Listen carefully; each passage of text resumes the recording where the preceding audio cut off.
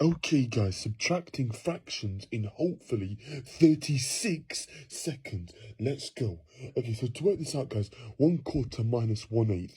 So to work it out, guys, I've got to have a common denominator. So what is common between 4 and 8? Well, 4 goes into 8 twice, so I can change them both into 8s. So 4 will actually be 2/8 minus 3/8.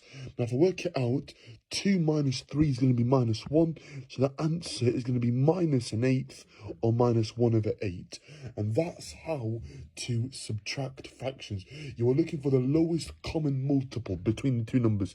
So lowest common multiple of 4 and 8. Okay, and that's how, okay, you work out this sort of problem in just 36 seconds. Okay, thank you so much for watching.